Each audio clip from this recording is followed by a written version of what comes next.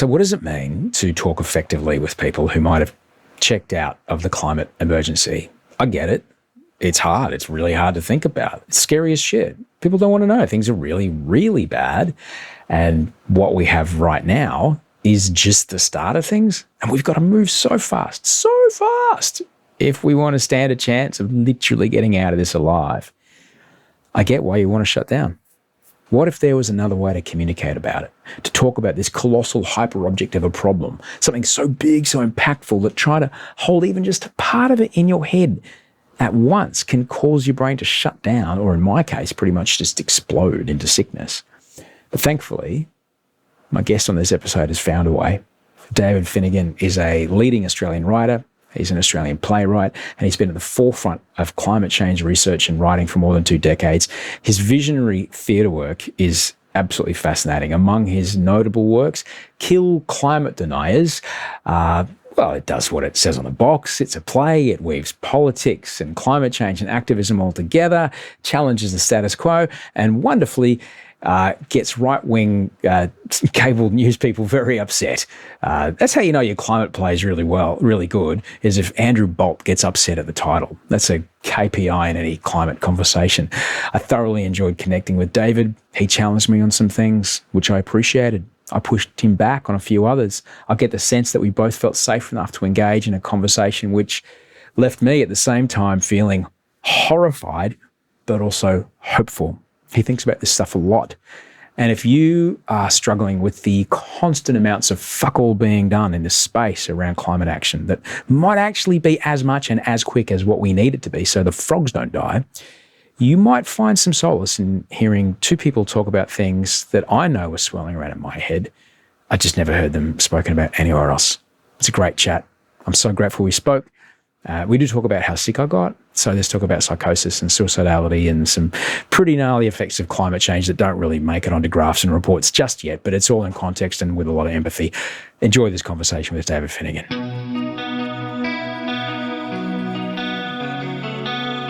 I'm grateful to speak with you today, David. You're in Stuttgart in Germany as we connect, which is a long way away from where your play is about to debut in Sydney. What took you so far away from opening night? My partner's doing a residency here in Germany, so I've come across to be with her for a bit, and then but I work in London as well as Australia, so I'll be heading over there after this. Magnificent. And my younger brother, I'm 2 of 4, and my younger brother went to uni in Tübingen, which is I think it's near Germany, near in where you are right now.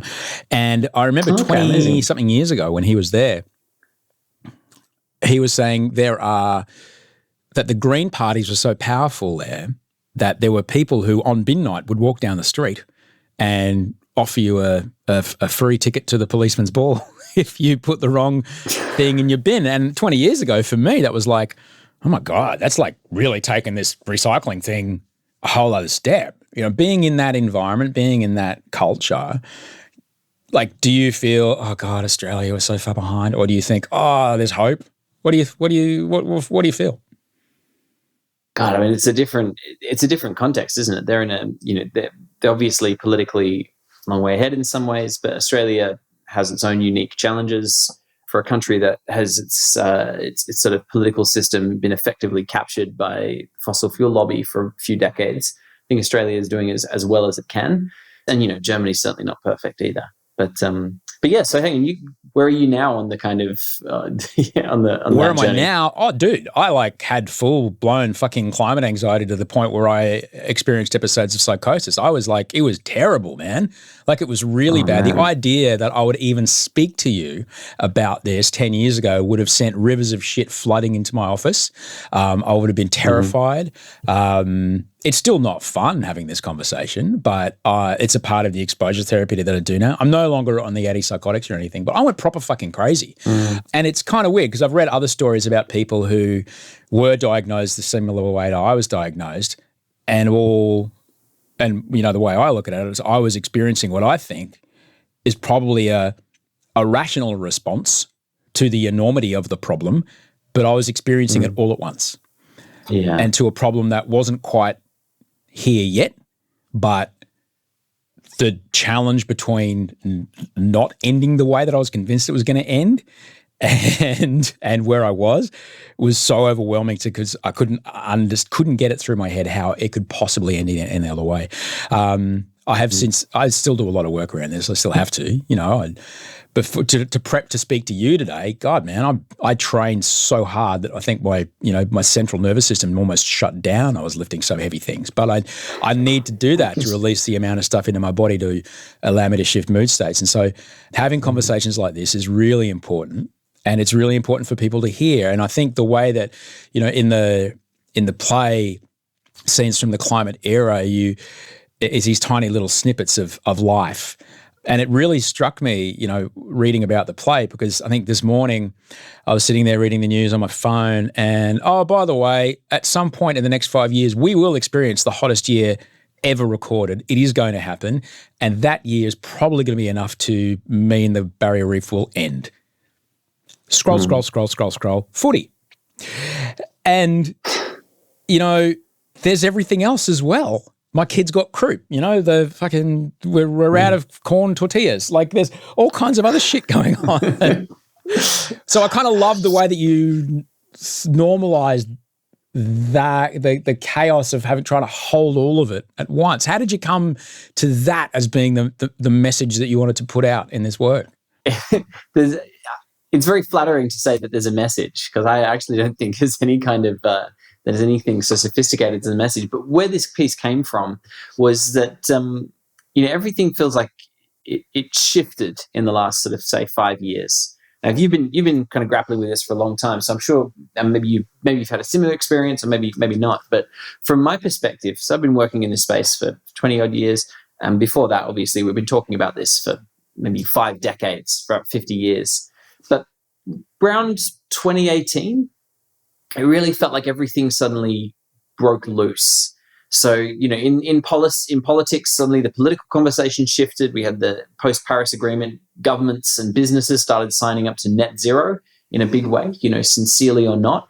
And then within activism, this was the time of the school strikes, Greta Thunberg's Fridays for Future movement, the Extinction Rebellion. Suddenly there was this huge new wave of activism, bigger and more extreme than anything we'd seen before. Then in the sort of science and technology space, if you were reading science journals at the time, you would have seen scientists suddenly start putting forward solutions and ideas that even 5 years earlier would have been too extreme to debate. And then within climate denial, we saw fossil fuel lobbyists shift from the kind of classic denial of the last 30 years to this new form of greenwashing and predatory delay. And then, in the real world, climate impacts hitting harder and faster than any model predicted. So, for the last few years, I found this dizzying, like this shift in conversation. So I started trying to write this show purely to capture all of the things unfolding in all these different spaces: policy, activism, science, climate denial, frontline. And so the only way I could really bring all these together was in these short snapshots. There's no single story that captures that, constellation of chaotic stuff like you described. I remember, I'm old, right? So I remember I think it was called the Montreal Agreement, where the world went, CFCs are going to deplete the ozone layer and yep, we can figure out a way to get rid of that. And real fast, that happened. It was debated and happened. And unfortunately, chlorofluorocarbons weren't so intuitively coupled into the economic system of the world, so it was easy to sub them out. But there was, that was the first time that ice caps melting and seawater rising and, out of control bushfire seasons and things like this started to get into the public consciousness. And I was 12 or 13 at the time. So it's kind of always been on my mind, and certainly the amount of land that's required to feed us the way we currently eat was a mass, and water. That was pretty much the 98% of the reason that I stopped eating meat and any animal products, actually. The compassion stuff came later, because I've met some really lovely cows. They're beautiful things. But it was only really about the, protein per acre and liters per kilo, essentially. It's fucking bananas. And I thought, well, I can't be a part of that. What was it for you? It for you? When did you first start to go, this is interesting. I need to do something about this, or I'm interested in this?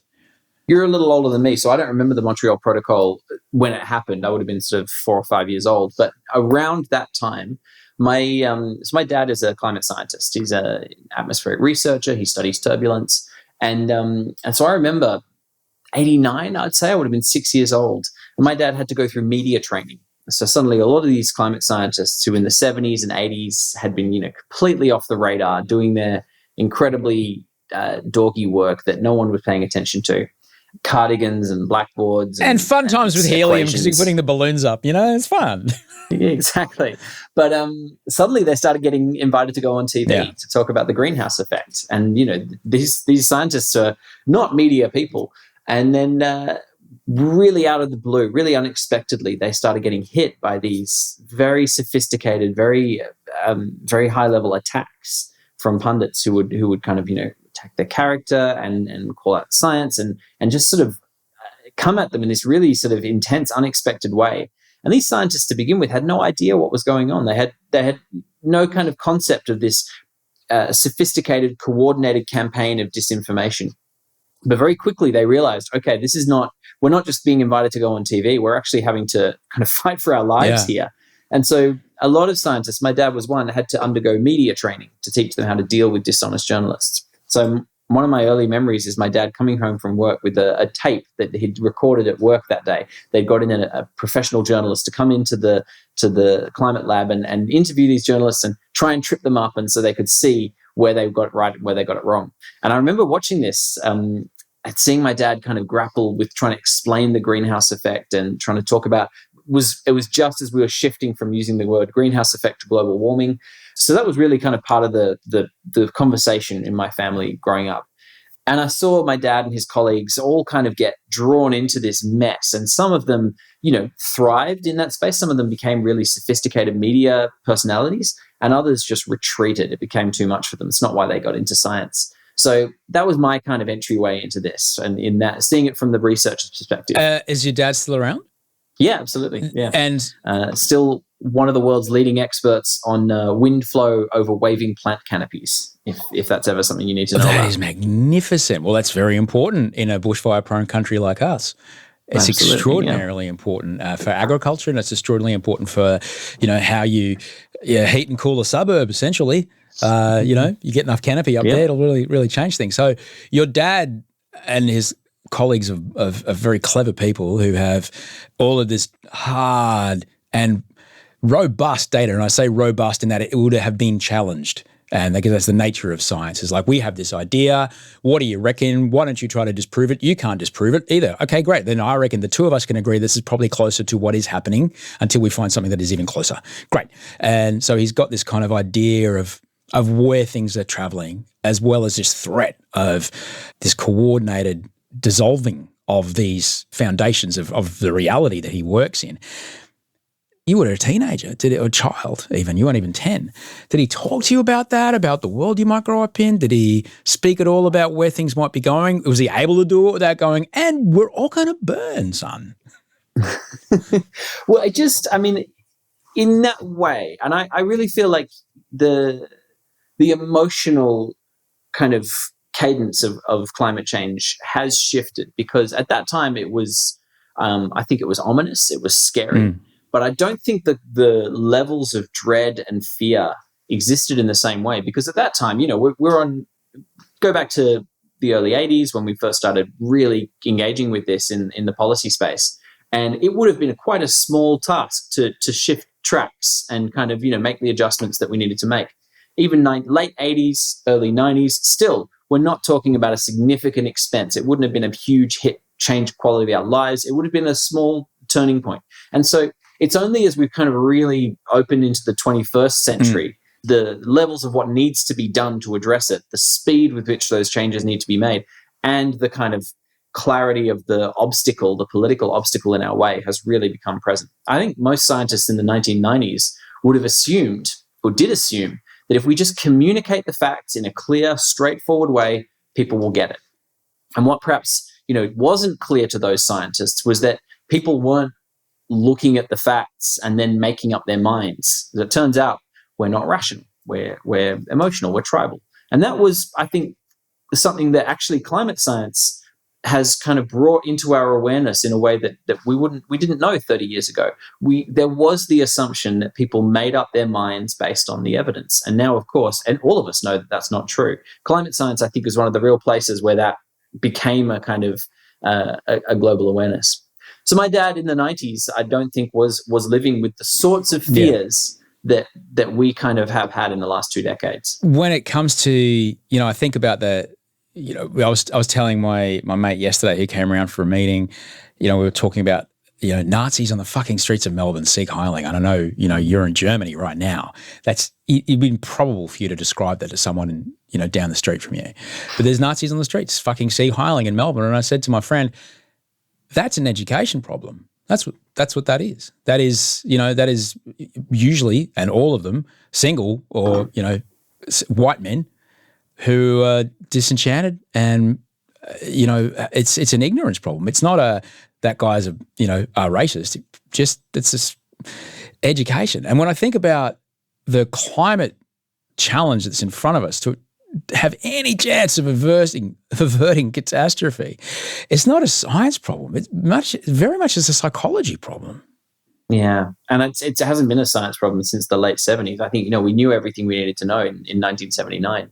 It's a huge political problem, and now but it's gone beyond that now. I think we've kind of passed the point of, even when you talk about averting catastrophe, obviously that's not going to happen. Yeah. We're now at the point where we like catastrophe's locked in. Obviously, every day is another opportunity to kind of minimize the damage and sort of hasten the journey through the kind of chaos. But we're certainly in the chaos now, and there's no getting around it. So now, I guess the challenge has shifted, right? We're not trying to avert the catastrophe. We're trying to build a better world from within the catastrophe. We have to kind of remake everything. We have to remake our energy system, our transport system, our sort of agricultural system, and our educational system, for exactly the reasons you've talked about. And we have to do that in the face of rapidly escalating shocks and political opposition. So it's not a small job, but it is sort of like, it is the job we've been given for our lives, I guess. Yeah, whether we like it or not. When I listen to a lot of Sam Harris, and one of my favorite episodes of Sam Harris are when he is furiously debating with friends of his, people who I know he likes, and is in just vehement disagreement. And listening to these two academics, they're always academics, put the other person's point back towards them, or one that they disagree with entirely. This sense of, I'm trying to really understand your side and your perspective here, just so you know that I know, and then I'm also going to dismantle it. But I'm just making sure that you understand that I understand you, okay? That seems to be missing from this. And the other thing that I kind of watch them do is, what is it the other person gets out of it? So in your experience, and you've been at the juncture of storytelling and climate science and trying to have these conversations in ways that aren't covered in spreadsheets and graphs. And we figured out a while ago that the terror, doom and gloom stuff works for a little bit and then doesn't work. You kind of have to enroll people in why the change is going to be a good idea. What do you think the people on the no change side of things, what are they getting out of it? Gosh, I mean, that's a really hard question. I mean, I can go back to a previous project, which was a piece I did called "Kill Climate Deniers." Fun times. Yeah, and of course, the title of that earned the kind of the right wing backlash you would expect. So that piece basically is like a bunch of people give it all January 6 on Parliament House, right? Exactly. That play kind of brought me into contact with a whole lot of effectively climate deniers. And previous to that, like in the early 2010s, I'd always imagined that climate denial was a manufactured phenomenon. I'd sort of pictured it as this astroturf thing that had been conjured into being by fossil fuel lobbyists, and they'd sort of created this idea of a grassroots anti-climate change or anti-climate action movement. But really, I was like, who would in their right mind be opposed to trying to make the environment better and trying to make the world kind of, trying to preserve the natural systems we have? But in doing this show, I realized actually, no, there's a lot of these people, and they're very passionate, and they're all writing me letters and kind of sending me threats and so on. And I did delve a bit deeper into what was going on there, and found that for a lot of these people, at the root of it, There's a whole lot of stuff that is around the fear of socialism and their kind of perspective that climate change is a front for a new age of communism. This idea that climate activists are watermelons, that they're green on the outside and red on the inside. But go deeper than that. And the psychological thing at the root of it, I thought was actually these people get the kind of consequences of climate change. And in fact, they get the consequences better than perhaps a lot of people who probably agree with the science, perhaps even than me, because I agree with the science. I kind of believe that the climate science is correct and the models that we're sort of seeing are an accurate or relatively accurate description of the futures we're facing. But then I go about my day and I kind of carry on my life as if this thing is not kind of, the future is not closing its jaws on me. Whereas these people, they can sort of see the consequences. They can see that, okay, this does mean a massive escalation of government intervention. It means a shutting down of freedoms, a reduction in the quality of life. They can see the consequences and they can't accept the consequences. So they refuse to believe the whole thing. Whereas I think, I sort of say I believe that, but I don't really kind of follow through the consequences in the same way. Look, eco-fascism is a way of, managing things. It's not the only way, and I certainly don't think I'd want to be a part of that. There's, yes, and it is when we're in those heightened states of fear, it is, understandable that people go to the worst possible case scenario and then act off that. All right, which is how you get people storming the White House, or Parliament, whatever it was. Is how you get people, standing on the streets holding a God hates fag sign. This is how, because you believe it's absolutely real. That's not exactly how it has to turn out. There's any cohesive society requires everyone involved to be a part of it, and you're not going to have any hope at all if you're just making a version of our community with just the green people involved. Everyone's here. Right. We all breathe the same air. We all need water. We all got to be a part of it. And I guess the other thing from that amount of fear also comes from we don't know what we don't know yet. We don't know what might show up. Here's what we do know, though. I think we've kind of we perhaps know more than we expect we know. And I say that as Australians. I'm kind of, both of us being from the east coast of Australia, I think we probably have a pretty good idea of what this is going to feel like. And what it's going to feel like is, I'd say we had a real taste at the end of 2019 with the bushfires, and we had another taste with COVID. And what that felt like was smoke for months on end. It felt like a real disappointment in our government and emergency systems, but at the same time, a real appreciation of the community around us coming together and supporting one another. Holy shit, the people at the top are not looking after us, but the people around us are really taking care of each other. And I think the COVID experience was a great sort of snapshot of what the kind of larger climate shocks are going to feel like, in that it's about, okay, your plans have been cancelled. You can't actually look ahead past a few days or weeks. There's this sort of rolling crisis, and the government sort of says, there's been an announcement saying, well, this thing is on hold and we'll let you know when it comes back. And then periods pass and it just never comes back. Supply chain shocks, you can't get things that you want. And there's this sort of escalating paranoia that bleeds into sort of weird, freaky kind of movements. And this thing that moves at the speed of weeks. Like, the news doesn't change day by day, but it changes week by week. So periods of time where you're just sort of stuck indoors, watching the news, refreshing, waiting for something to change, but it doesn't change. And then shocking moments where you're suddenly on the front line of disaster. And we all get to go on the front line sooner or later. So I think we've actually got a pretty good flavor of what this crisis is going to feel like. And in some ways, I actually think that's great, because one thing that is horrible, I think, is the dread, this sense of like, oh God, it's coming and we don't know what it's going to feel like, but I'm powerless. The anxiety that comes with that, I'm sure you can speak to this in more eloquent ways than I can. But something positive happens, I think, when you actually are on the front line for a minute and sort of see it, and you're like, oh, this is what it feels like. Awful. But you're no longer kind of living in this anticipatory fear. And I say that because I do a lot of work in the UK, and there is a real rich conversation in the UK about climate change. But it, to my mind, is very academic and very fearful. They're so mindful. Climate change is coming. It's coming. It's coming. You go talk to an Australian and they're like, oh yeah, bushfires. I know what that's like. It's not news. Floods, yeah. Heat waves, absolutely. That's not academic to us. And so actually I think that lived experience, once you get a taste of that, kind of takes away some of that anxiety, probably replaces it with a different anxiety. But I'm sure you've got your own sort of experience of this. Well, I guess, we were speaking about Black Summer. What was kind of interesting, because I only recently put out my book where I talked a lot about what had happened, and I did a tour, I did some live shows and stuff like that, and I was getting a lot of texts, a lot of messages going, hey, you okay? And I was like, oh yeah, I felt terrible about this 5 years ago. I'm fine. It's not like I was waiting for this, but this is like, oh yeah, that makes sense. Like it wasn't a catastrophic, terrifying, the koalas are on fire. It says, of course they're on fire. They're actually on fire now. Like 5 years ago, I was seeing that in, glitching Mr. Robot style in and out of my vision. It was really scary. And in a way, it was kind of peaceful. It's terrifying to say to you. It was kind of peaceful. There's this weird mix of, as we, read stories about this, this on the way the hottest year ever, and, more interesting data comes out about the West Antarctic ice sheet and other fun things like that.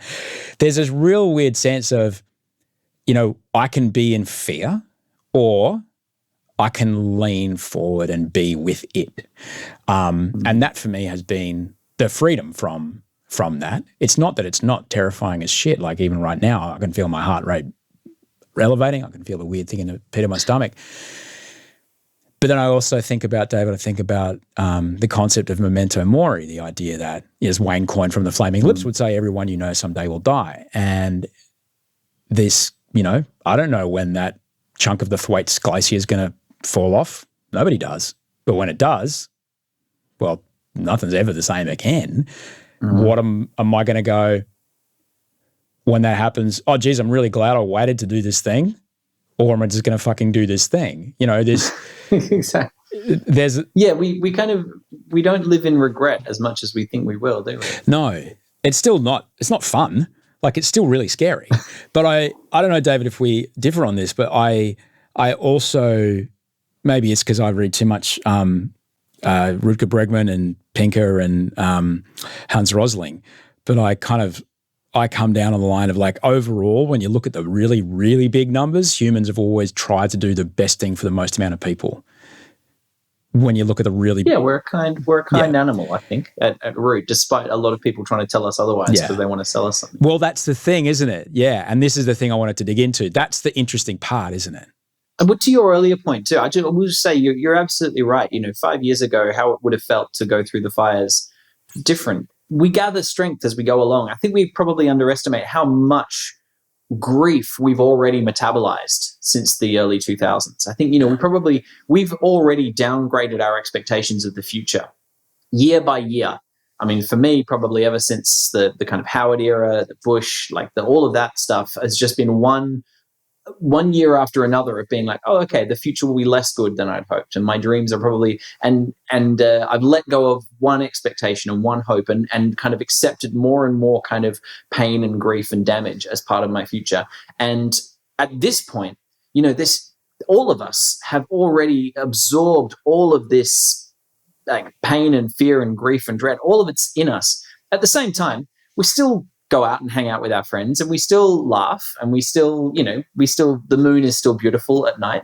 Like, these shocks are going to keep coming, but I think we also, the people that we're going to be in 20 years' time, we can't even imagine what kind of people we'll become as a result of going through this. But that's something we can probably be proud of at the other side of. I think as a species, as a community, as individuals, we're going to come out the other side of our lives having been through something that will shape us. And, it's not something that we would ever choose to go through or should inflict on anyone. And of course, the people who are going to suffer the most are the people least able to kind of have this sort of rosy outlook that I'm describing. Or who had the least to do with it, unfortunately. Absolutely. Yeah. But at the same time, it's not like as individuals, we spend our days and nights sort of just going around and around and kind of complaining about what didn't go right 25 years ago. We actually live more in the moment. Shifting baseline syndrome is often kind of flagged as a bad thing, but I think it's also a good psychological defense as well. It is, because it also, those plans that you have to let go of, well, those were plans based on the rules that existed and what success looked like at the time.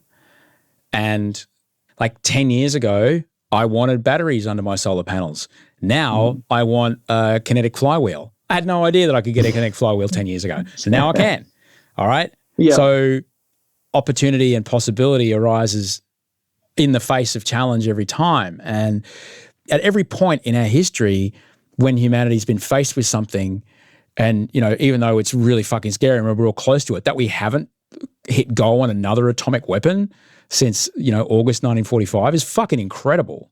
Because I think every single person who's in charge of every one of those things, one person pushes that button and that's the last button that ever gets pushed. And somewhere way deep inside us, we're not doing that. We that's the other thing about growing up in the 80s. Like, we all live every day just kind of forgetting that nuclear annihilation is literally 20 minutes away. It's less than an hour's warning. You talk about a weekly news cycle. It's less than an hour warning of like, oh, by the way, there's fucking, multi-headed ICBMs that have been pointed at us for the last 40 years that have just hit go. And there's fuck all you can do about it, I mean, it was interesting to sort of the conversations around nuclear disarmament and nuclear and non-proliferation treaty are very active, and they're very kind of rich and happening at this moment. So, I was in the UK at a Chatham House conference last year. Do they do Chatham House rules at Chatham House conferences? Not at this one, no. This was just, thankfully. So if I could remember the names of any of the pundits, I could give That's pretty their funny. names. Yeah, cool.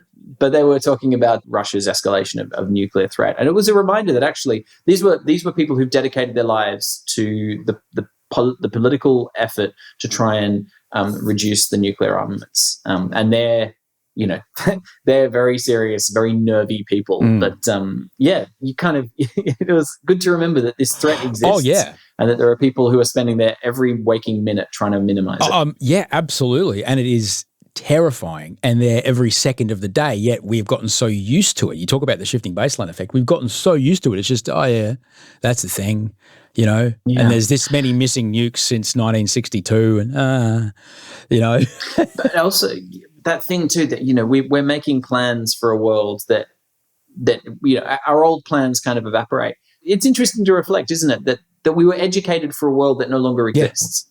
Yeah. And in fact, that world had already gone by the time we were born. We were educated and grew up in the idea that we lived in this stable world with 4 seasons. And of course, the world was already transforming. The crisis began long before any of us were born, and it will not finish till long after we're dead. We live our whole lives inside the crisis. The image of the world that we had is already, it's already gone. And this is the moment. I think what is lovely about this moment, and the pleasure about working in theatre as well, is that we're just sort of able to stand up now and look around and be like, well, what is this world that we're in? What is this new planet that we've landed on? What kind of society do we need to build, and how are we going to get through it collectively? Yeah. And that's something that is a huge kind of imaginative task and a conversational task. I used to make the joke that Elon Musk wants to live the rest of his life on a different planet to the one he was born on. But the news to you, Elon, is that you will live the rest of your life to a different planet than the one you were born on. Like that's just it. Yeah. And, with the tools and skills that we have to live on the planet that we were born on, of course they're not going to be the right tools and skills that we need to continue. And yet at every point in human history, when we're faced by, oh shit, what are we going to do here? I know, pasteurization. Great.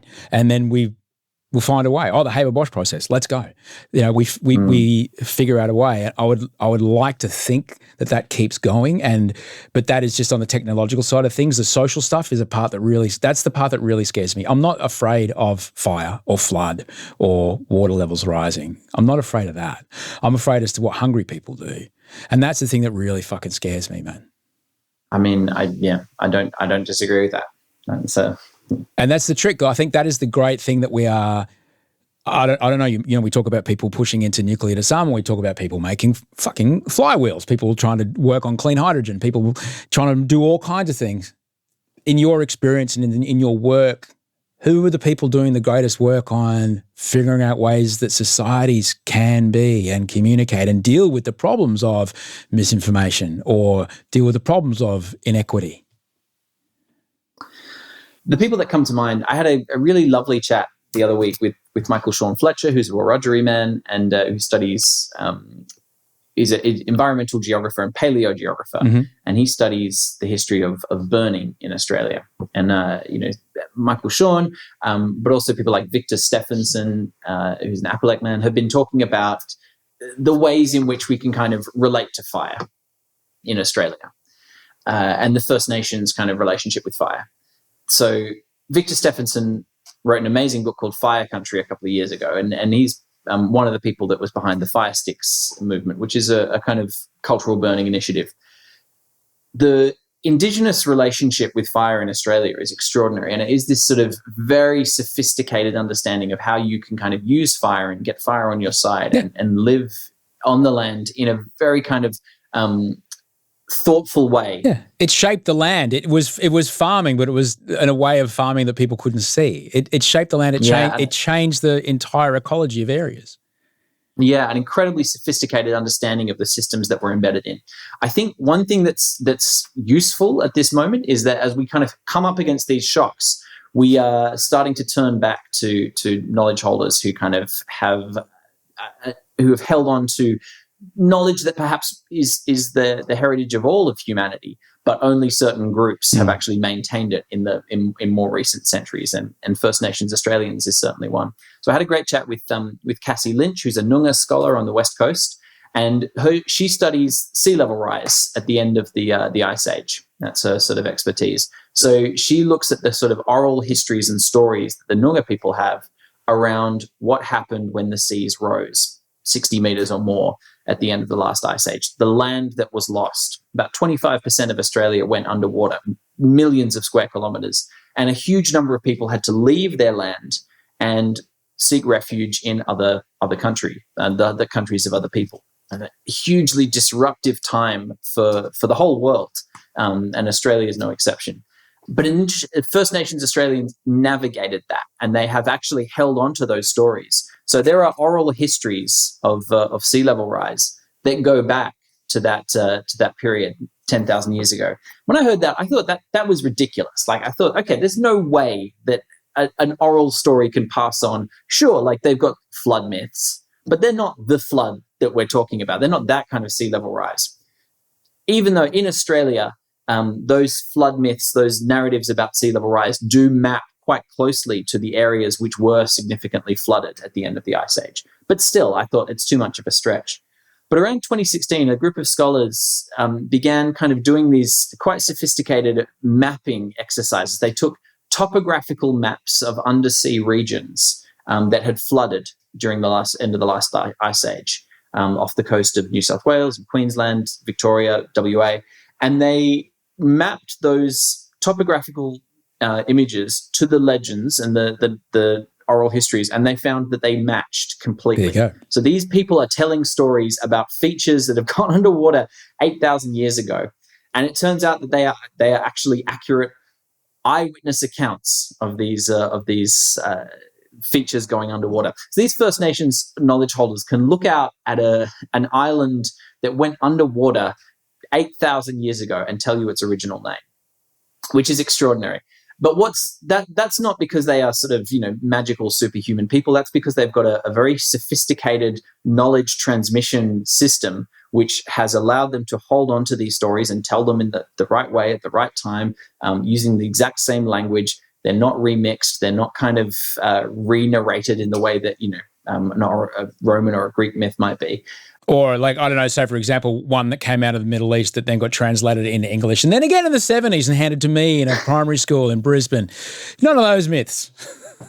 No, well, I mean, they're oral and spoken, but they're not kind of, they're not just sort of stories in the way that I think of a story. No.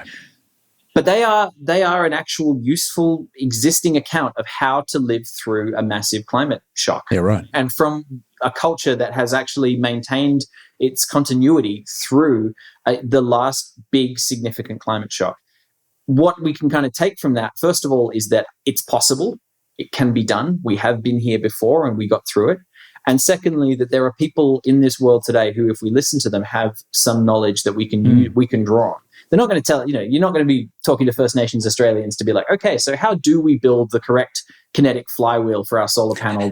That's not what those First Nations traditional stories do. But what they do provide is an actual a roadmap to what kinds of social organizations can navigate these sorts of shocks. So I'm a storyteller. That I find incredibly valuable.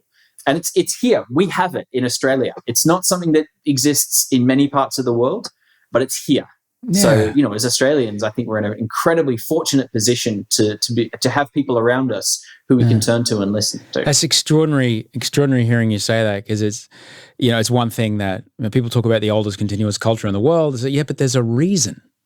There's a reason it has been continuous, and it has survived colonialism and destruction and annihilation. And there's a reason that there's no one else made it that far. No one. I mean, they've been here, 60,000 years or more. But even if you, in the most sort of narrow frame, if you think, okay, well, Indigenous culture probably took some period of time to take the shape that it has more recently, we're still talking thousands of years, maybe even tens of thousands of years. They have managed to live in a very close and very sophisticated relationship, a sustainable relationship with this country.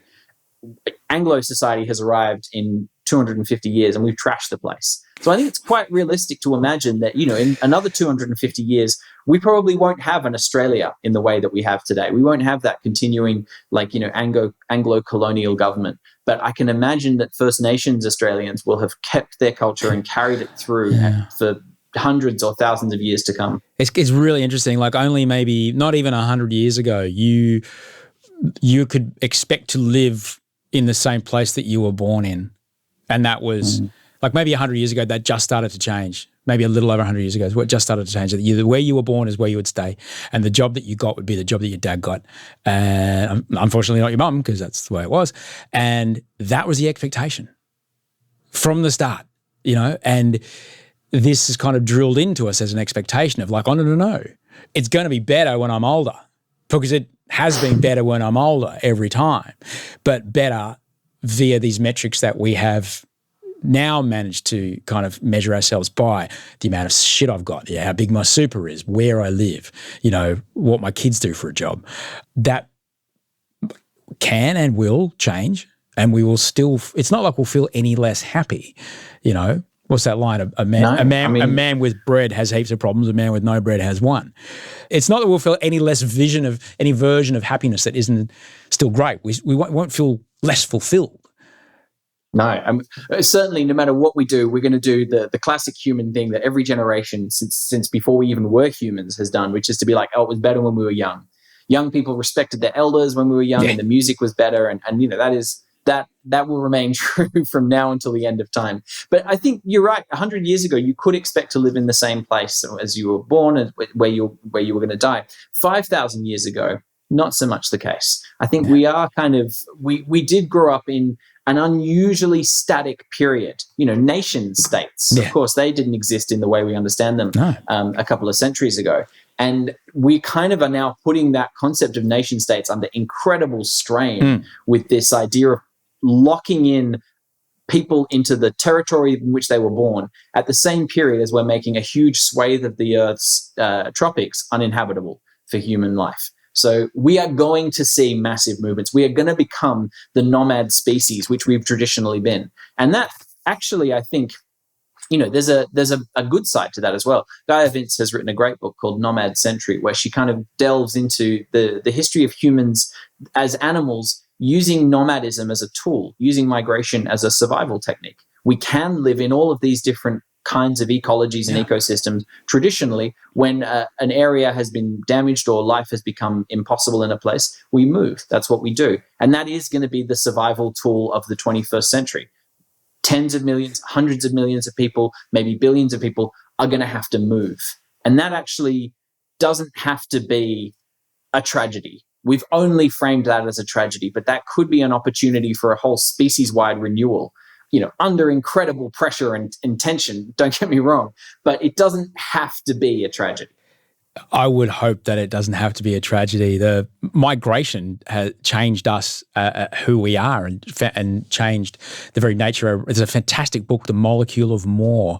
Can't remember the names. Have you read it? It's about dopamine. No. It's about dopamine, and there's a particular dopamine receptor that they measured, and they started in Central Africa, and they measured along the migration line. So up, which way did it go? Like up through Europe, across, and the Bering Strait or whatever was there between. When there was a land bridge over to North America, and then down North America all the way to, and they found that the most amount of dopamine, this particular thing, occurred in the native indigenous tribes of the bottommost tip of South America, because dopamine is the thing is like, but what else is there? What else is new? Let's go find something new. So over time, we kind of self-sorted ourselves as to, no, I'm cool. Off you go, Gerald. We're cool right here. And Gerald's like, no, there's something over that hill. And they just kept going until the people that only people who would have kept going were the ones that couldn't not keep going. And the exact same thing is happening now with cane toads in the north. Like if you took a cane toad from, say, Queensland, where they've been for maybe 50 years now almost, and you take a cane toad from where they've just, a few years ago crossed over the NT into WA heading west. My God. The ones on the front edge, you take one from Queensland and one from WA. The one in Queensland will sit happily in its little cage that you put it. It'll just kind of rivet. And the one from WA, from that leading edge, you put it in a box and it'll just bounce and bump its head and kind of hammer its head. It wants to get going. Wow. We've got that frontline kind of cane toad colony. We have a lot in common with cane toads. I'm a Queenslander, so yeah, that's fascinating. I don't know if this is just me rationalizing it so I can sleep at night and tell my son it's going to be fine when I hug him, tell my kids they're going to be all right. But a part of me thinks that, look, there's two options. There's die in like some sort of horrible Children of Men style, grey, grim, kind of zero population growth, no infant, like high infant mortality, random joint smoking Michael Caine terror world, or utopia. Because the options are pretty much that. Like we either figure it out and really figure it out, or that's it. And I'm at peace with that, David. I'm okay with that. I'm okay that that's how it's going to have to end up, unfortunately. I think, Osher, what I kind of take from that is we're all on our own kind of journey with this stuff, and we're all processing in our own time and our own way. And where you've come to, it really feels like, it does feel like you've kind of metabolized all this stuff over decades, and you've kind of pieced it together, and where you are now is the result of a huge amount of time spent thinking and feeling and kind of talking. I also don't think that that's where you'll end up staying. I think, wherever we come to, my experience has been in this whole thing in the decades that I've been grappling with it, is that every so often I kind of have an epiphany. I'm like, that's it. That's what I need to, I'm going to feel this way about it. And then give me 6 months and something else will happen. Yeah. And there's no fixed place, because it is just like, we're grappling with this impossibly complex thing that's bigger than our whole world. And it never stops changing, and nor do we. In a large enough timescale, and I think this is also how I try to manage it, in a large enough timescale and a large enough lens, this particular cluster of atoms that make up my body is so fucking insignificant and really doesn't matter at all, and that's okay. It's also okay, and it's another way that I can bear it. I think my tactic for bearing it is similar but not exactly the same, which is I just, at the end of the day, I find myself just so curious to find out how it's going to turn out. Yeah. Like, it's not, I'm scared and I'm angry and I'm full of dread and grief, all of that, but I'm also just so fascinated by it. Like, we're alive in this incredible moment in the planet's history where, up until now, nothing like this has ever happened on the whole planet Earth in its 4 billion years. And not only are we around for it, but we're also aware of it. We're able to see it unfolding around us. We're responsible for it in this incredible, horrific way, but we can do something about it too. Yeah. And that is just an amazing gift, to be here together, to be alive, to be able to talk about it, to be able to share it. And, what a lovely group of other human beings to be around, to share this moment in the Earth's history with. So I'm just so fascinated by where we're going to end up in the next few decades. And I want to stick around to sort of see, even if it does end up with us all being like Clive Owen running around with bare feet in the kind of English countryside. It's a terrifying film, but amazing, but terrifying, and not far from, it was based on something that was actually quite real, and it's really interesting. It's really, really kind of interesting, and I do also share that. I share that curiosity. If I can keep an essence of curiosity about it, it's actually all right. But it is if I think too much about the insidious nature of the disinformation, the insidious nature of the deliberate distortion of reality, it gets very hard to understand that someone is trying to milk the last cent out of it before they have to stop. But that's also what it is to be a version of a human. That is also it's a person who thinks they're doing the best thing ever. It's contemptible, isn't it? It's like you really sort of feel, and this is not something that's unusual in human experience either, but you really sort of feel like, God, we're living in the last days of slavery, when there's still a body of people who've made a lot of money out of slavery, just still insisting it's a fine thing. What's wrong with it? We can't upset the economic basis of our society. And you just know the horror and disgust that future generations will have for the system that we're in. And it's so frustrating to sort of be like, we can see it. We can all see it. Why do we have to wait around for generations to get rid of this thing? We can just do it now. But I think it's also lovely that in the last few years, again, I feel like for me, it really shifted in the late 2010s, but people want to talk about this. And what you're describing, and the conversation you and I are having a decade ago, I think would have been very unusual. And now, we've been fucking crackpots, mate. Yeah. Yeah. But now, it's actually, people want to talk about this space. People have their own relationship with this stuff and their own experiences and their own ideas. And so, doing a show about climate change, as I say, a decade ago, it was death, the only people that came were these activists who came to be told that the world is fucked and it's their fault. And there's this sort of Protestant self-flagellation vibe about the crowd, which I never really knew what to do with. Yeah. But now it's younger people, it's people from all walks of life, and they're not blank slates. They're not coming to be told what's the science of climate change. We all get the basics. We all know enough. Yeah. And everyone now has their own thing that they're bringing to the table. So the conversations afterwards in the bar are really suddenly crackling with energy. Storytelling is the only way that humans form, as Nish mentioned, a nation state. A nation state is just a story that a bunch of people agree with, A thing to do about a challenge like gun control in Australia is a story. And it was a story that had a terrible, terrible catalyst, had a really powerful storyteller. As much as I disagree with so much of what that person did, it's fucking amazing. I lived in America for 10 years, man. Like, that we don't have guns in Australia on the streets like that is unbelievable. And that was a story that got told, and it was a motive, and it was a moment that got captured, and the political will was just driven by that story that transcended any kind of politics. And it got through 21 weeks, I think, from the moment that Martin Bryant left his house to the moment they did it. It's fucking unbelievable that happened. Yeah. I certainly don't want the Port Arthur of climate to happen. Some would argue that Black Summer was, but maybe that's what it's going to need.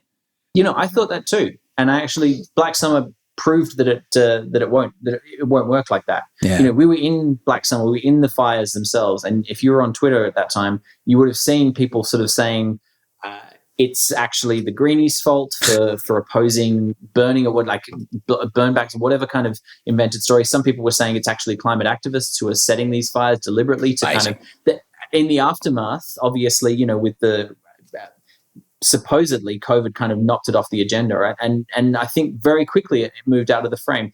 I actually don't think the disasters are going to change people's minds. I used to think that. I don't think that anymore. I think the kind of identity that we kind of construct around our opinions is actually far stronger than any sort of outlying kind of climate shock. So no, I think there's no sort of version of that. Is that accelerationist? The idea that you want the kind of bad things to kind of pile up quicker so that the enemy defeats itself and you can kind of move to a better world. Unfortunately, I don't think that paradigm is not true. That was my take from that 2019-2020 experience. That is really interesting, and I'm fascinated by that as a community we will just be okay with more and more change and more.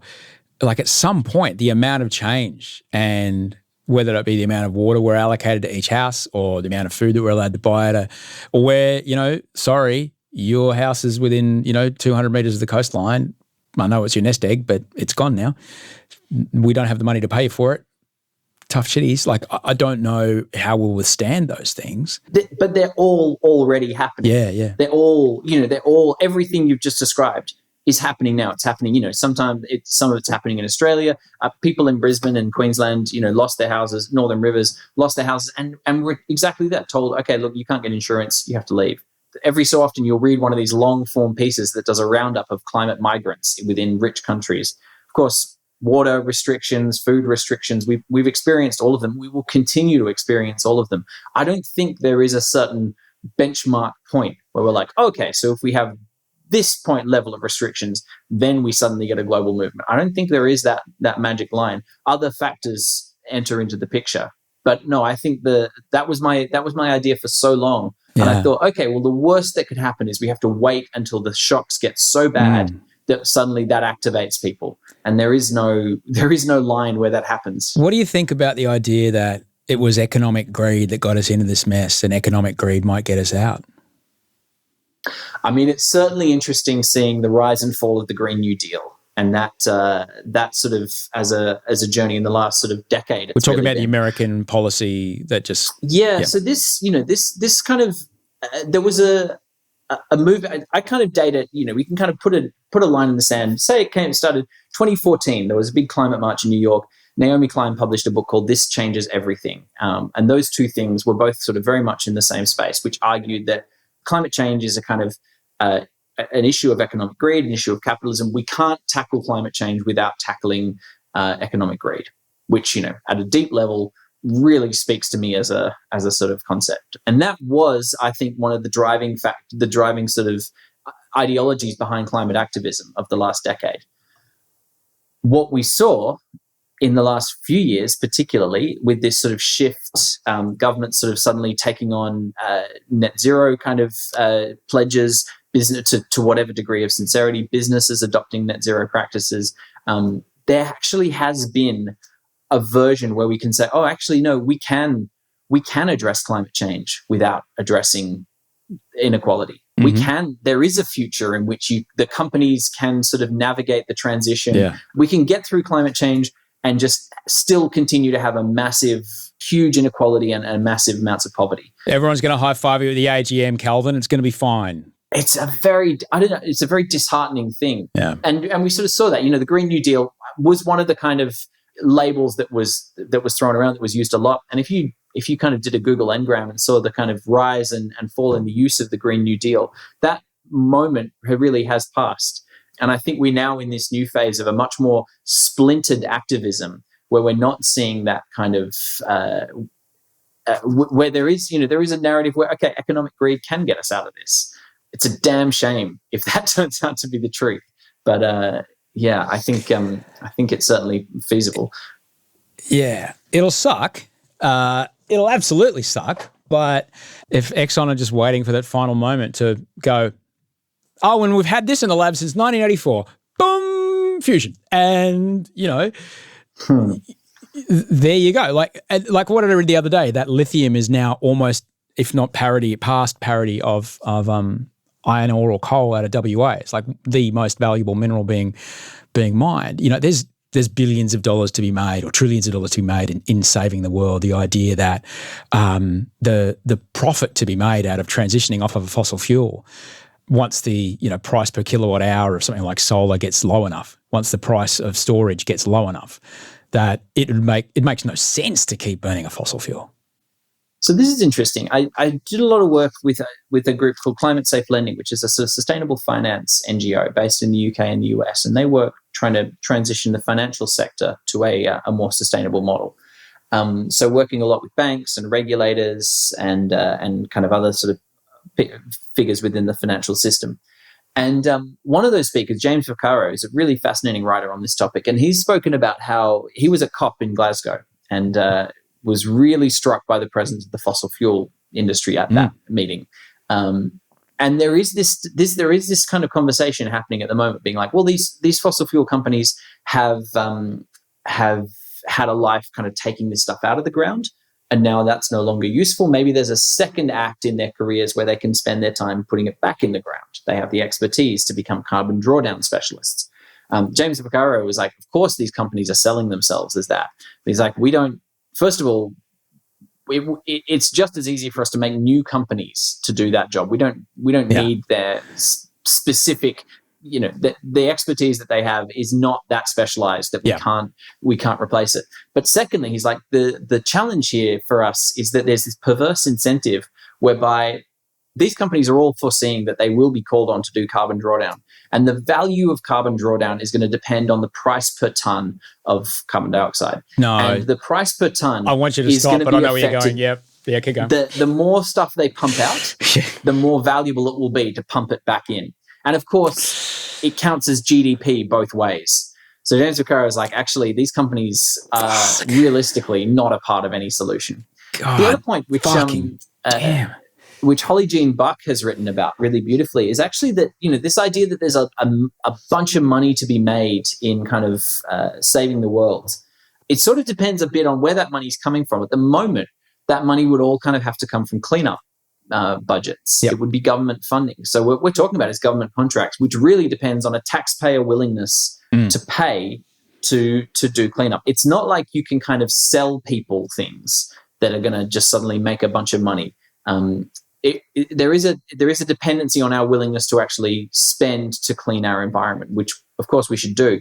But it's not a money making enterprise in the same way that developing a new form of online advertising is. Yeah. So you can sort of see where the money is going in terms of course, online tech, AI, that space versus these carbon drawdown solutions. There's a lot of talk about green billionaires out there in the future, and I think it's plausible. But I also think that industry doesn't have the same fundamental foundational structure, and at this point, I don't know what kind of pays for that kind of green economy.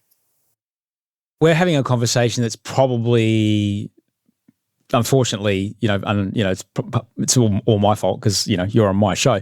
This conversation could be a little too much for some people.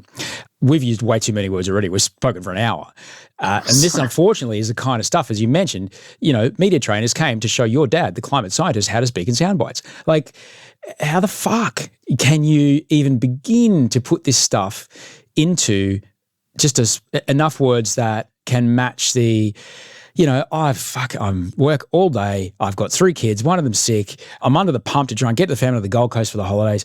My husband's doing this and my fucking sister's doing that. And what do you fucking want? Like, that's the person that needs to be spoken to. And it's fucking hard to do. Mm. I mean, that's a pregnant pause from me because I agree. And I absolutely, I not only have no solutions, but I also have kind of really abrogated any sense of responsibility to kind of try and make those connections.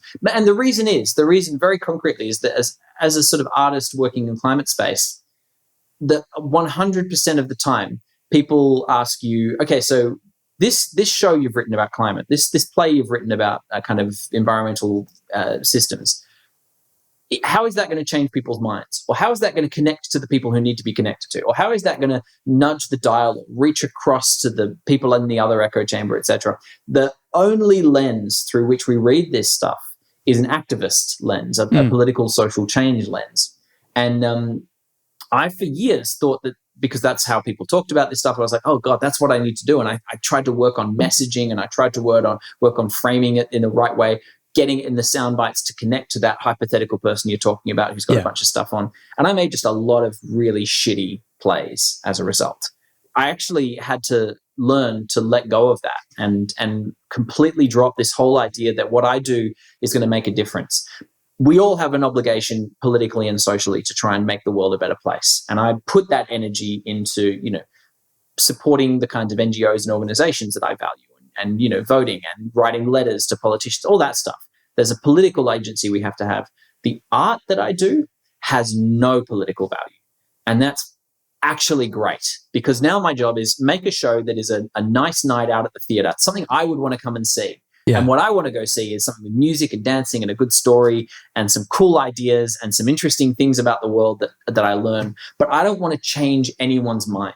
So this show that's happening at Belvoir has no call to action.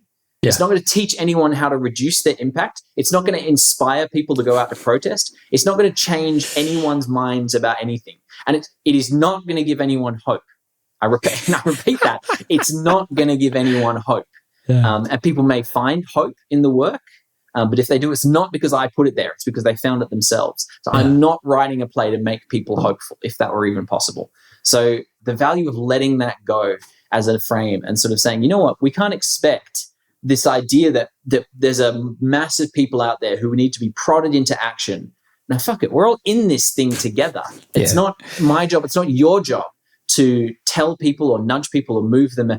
There are activist movements that have that sort of framing, and I 100% get behind it and would put my time to volunteering for them. But as artists, as speakers, as storytellers, our job, I think, the way I see it, is that there's a world of things that I'm fascinated by and curious about, and I want to share some of the things I'm fascinated and curious about. And if people connect with my fascination, my curiosity, and engage with those things, that's the job. There's no other job that is more important than that. And honestly, like, trying to create a show that's like 75 minutes that's worth getting out of the house for on a Wednesday night, that's already a big ask. So, if you can do that, fuck trying to change the world in a piece of theatre. And speaking for myself, I don't go to the theatre to sort of have my mind changed or to sort of, learn how to become a better human. When you say mind changed, I think you may be using it in the terms of my opinion changed. Yet if you have ignited within somebody who watches, there's a little bit more here to explore, and then because of that seed that has been planted, they pop off and now look at things in a slightly different light, and whether it be a day, a week, a month, a year later, now see things completely differently. That's a mind being changed. Mm. But this is interesting again. I know I'm getting into really kind of inside baseball in terms of like the art and creative process stuff that comes in theatre. But dude, I'm all about it, mate. Okay, great. Well, actually, I think that's out of your hands. That yes. degree of what's happening in the mind of the audience is out of your hands. The job that you have as a writer is it's very basic craft job. Okay, so you've got this bit of story, this interesting thing is happening in the world.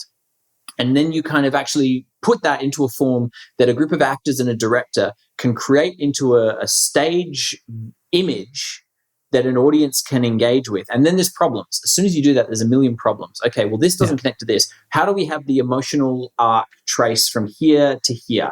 And then you kind of get into the world of that. You make that as good as you can. What's happening on the stage, what's happening in between the characters and the ideas, and the kind of design elements, music, set, all of the lighting, all those elements. You kind of get really into the weeds with that, and you try and maintain what keeps you excited about it. And you keep feeding that back to test audiences as you go and say what's working, what's not. In all of that, what you're describing, that sort of sense of excitement and a kind of the mind coming alive, that's like, it's like froth in the daydream. You can't work from that basis, and you hope in the back of your mind that it will have something of that effect. But if you concentrate on that, I think you kind of easily end up attaching to it in a really wrong way. And I say that because I did. I say that because for years I made the kind of shows where I worked backwards from this. Okay, so how can I inspire an audience? And imagine going into a whiteboard and being like, what's inspirational, and writing down a brainstormed list, and then trying to turn that back, reverse engineer that into a play. It doesn't work. So no, I kind of have to let the audience be the audience. There's nothing up our sleeve. The show will be exciting because these stories are exciting, that's because they're really happening, because they're true, and because it's fun and it's joyful, and because we as artists are so switched on by these stories, and we're delighted to get to share it with people. But who knows how the audience will take it. I love that there's a detachment there, and that is, as much as we are And part of it is the structure we were speaking about, this idea of achievement and acquisition of stuff or money or whatever is, in my view, as much as I ascribe to it and chase it, not the way to feel happy or content. It can make it easier, but it's not it. It's not sustainable. The idea that to be detached from that and just to be in the space of that, just creating for the sake of it, that takes a lot of people a long time to get to. And look, I really understand. Like, I have done the whiteboard thing. Like, I've fucking done that, And I think so I don't know if you realize I'm very important. I'm a very important person, and people absolutely have to listen to what I have to say because it's really smart. No one has to listen to what artists have to say. No, honestly, no one needs to know our opinion about things. But I look, honestly, I think even just the curiosity, and I think there's two things. There's the one thing I think we've really kind of chatted about here that I really appreciate is that approaching with curiosity, even something that's terrifying, even something that's got so many unknowns, curious of like, well, this will be interesting how this turns out. Like, that's a way that I have found to go forward versus this is going to be terrifying. I don't know. Like, it all looks pretty terrifying, but I haven't walked over there yet. Let me walk over there and give it a sniff. It might be somewhat scary, not all terrifying, and there might be some parts about it that are kind of interesting. I don't know yet. Interesting. 100%, no matter what, no matter how kind of chaotic and ruinous and ridiculous the future is going to be, it will be fascinating. A lot of stories to tell too, man. Like, heaps of stories to tell.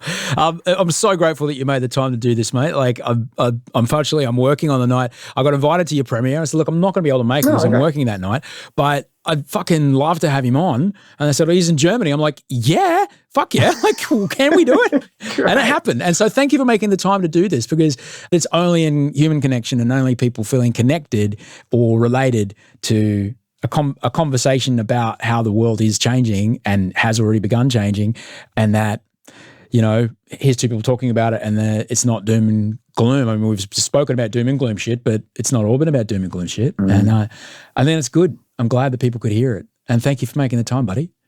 Such a pleasure. Thank you so much, Josh. I really appreciate it.